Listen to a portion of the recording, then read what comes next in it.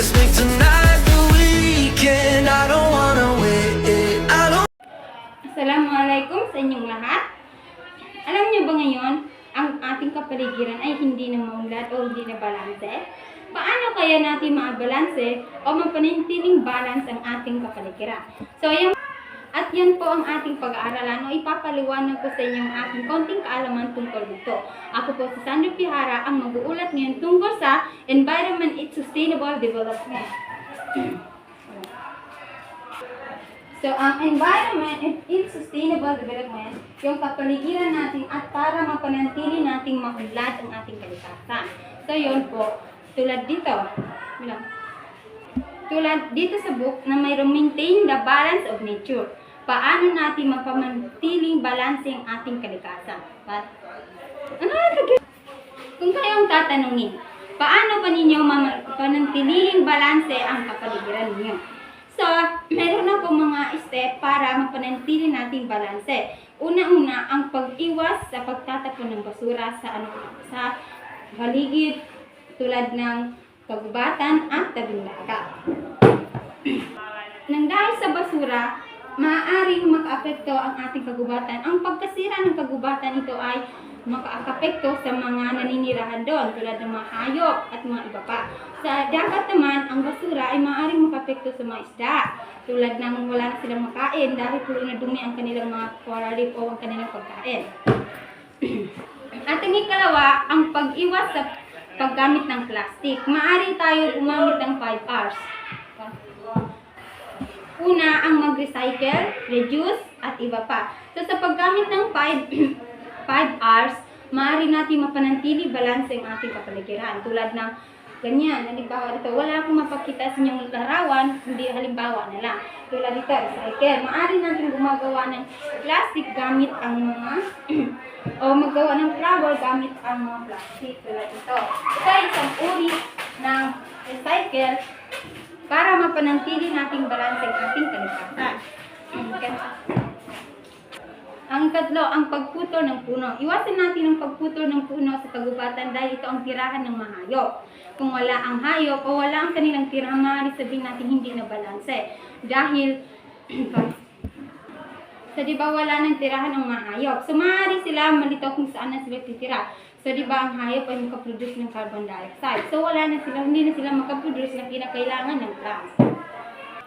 At ikaapat, panantilihing malinis ang hangin. So, sa pananatili natin malinis ang hangin, bawal tayo magsunog ng mga plastic. Ayon sa mga iba, ginagawa nila yung mga plastic, ibaon na lang sa lupa. Yung mga bulok at nabubulok ay kanilang iiba.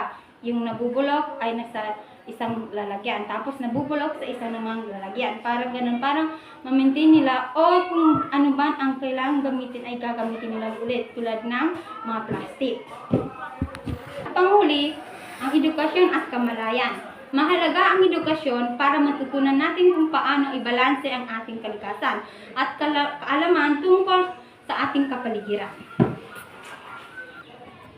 So ngayon, di ba natalakay na natin maintenance of balance in nature. Ngayon, papaliwanag ko naman ang balance of nature. Kapag sinabi natin balance of nature, ito yung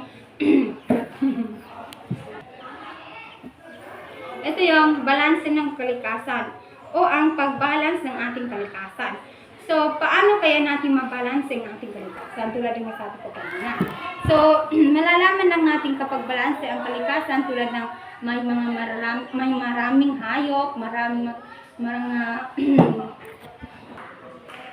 mga plants, maraming mga halaman na kanilang maaaring tirahan o makapag-supportive sa kanilang kinakailangan. Tulad ng sa dagat, coral reef, maraming mga coral reef o maraming mga isda na ninirahan doon sa coral reef na maaaring mag-produce o mag-produce ng mga pagkain sa mga tao. Kaya mapapanatili natin o kaya alam natin na balanse ang nature natin. Halimbawa ng balance of nature. Tulad ng sa bundok, may maraming taong na naninirahan ang mga kambing dito na ang kanilang mabilang ay 300.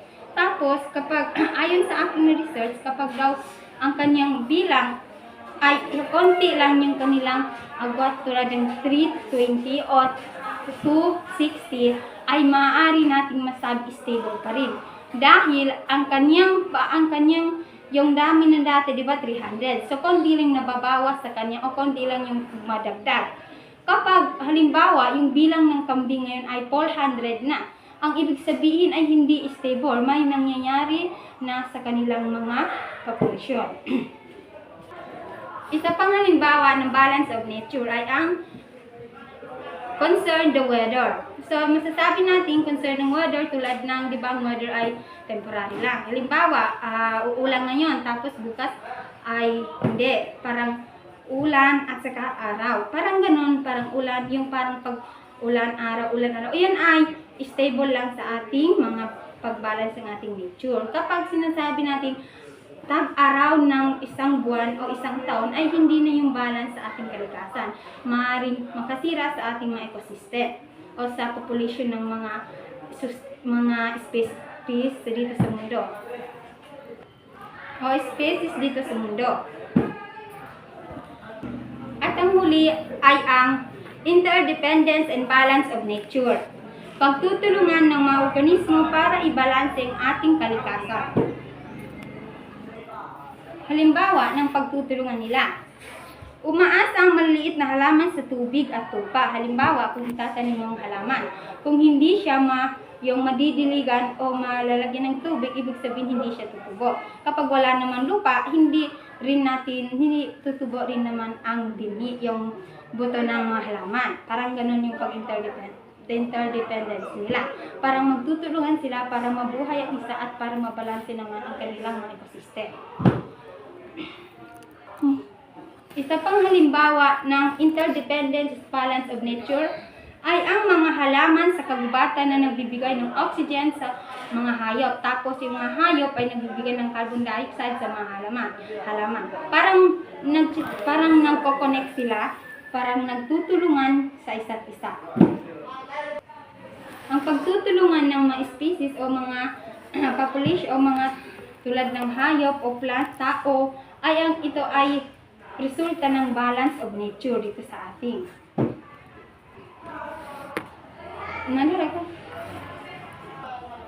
Manatiling balance dito sa ating ecosystem. So, ang ecosystem, ito yung paglugar o yung pagtitirahan ng mga habitat dito sa mundo.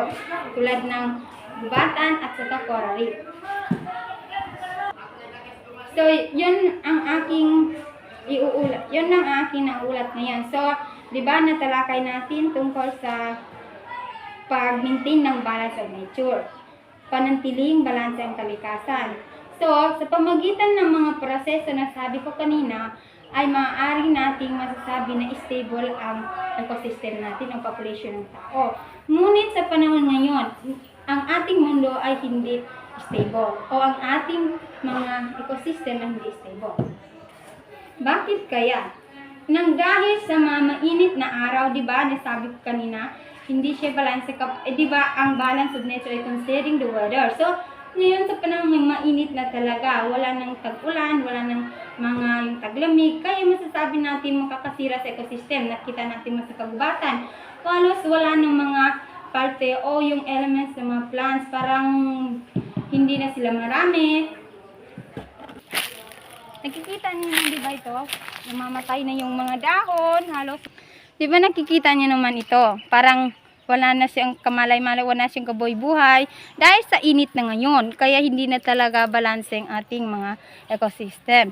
Ito yung maari dito maninirahan ang mga bird o mga insect. Tulad nyo, nakita ba? Parang wala nang hayop dito naninirahan. Di ba dati kapag punta tayo sa kagubatan, may mga caterpillar o may mga paro-paro. Ngunit yun wala na, di ba? Parang iniiwasan nila. Nakikita niyo ba yung manok o yung hayop na yung parang yun yun, nag-iisa na lang sila. Parang wala silang ka-interact o mga ka-relatives. Parang ganon. Di ba nakikita naman natin tulad ng dati. Di ba maraming mga animals, maraming lumilikad ng mga butterfly, maraming mga plants na mamulaklak. Ngunit ngayon, nang dahil hindi na balance ang ating ecosystem, ay hindi na rin magandang tingnan ang ating mga kapaligiran. So, kaya ito lang ang aking paalala sa inyo. Pakiusap, kapag sino mang gumagamit ng plastic, maaari ninyong i-recycle, huwag magtapon kahit saan man. Dahil maaari ito makaakos sa mga population o sa land. At isa pa, ang paggamit ng enerhiya. Ang paggamit ng enerhiya, tulad ng, di ba, ayon natalakay nating mga nakaraang topic, di ba, tungkol sa climate. So, sa fossil fuel, parang yung kuryente na ginagamit natin yung, in short, enerhiya. Yung paggamit natin ng electric fan o yung power plant, di ba? Ito yung ang kanyang carbon, ang kanyang gas ay nakakasira sa ating atmosphere ng dahilan kaya mainit ngayon ang mundo. Kaya naman hindi na ma-absorb ng ating atmosphere ang init nito kaya wala talagang ulan. Kaya iwas-iwasan natin gumagamit ng mga tulad ng electricity, tulad ng mga kagamitan tulad ng teknolohiya. Maaari naman tayo gumagamit ng solar o wind system. At isa pa, pag-iwas sa pagputol ng mga puno tulad ng langing. Dahil makaapekto rin sa mga ecosystem doon na naninirahan sa kagubatan tulad ng hayop na nakita niyo kanina. Na wala na sila, kawatak-watak na sila dahil hindi na alam kung saan, wala na silang makukunan prutas o makukunan ng mga ano-ano pag nilang kinakailangan. Kaya pakiusap, panantilihin natin balanse ang ating kalikasan para makita natin ang kinabukasan ng mundo na sa magandang landas.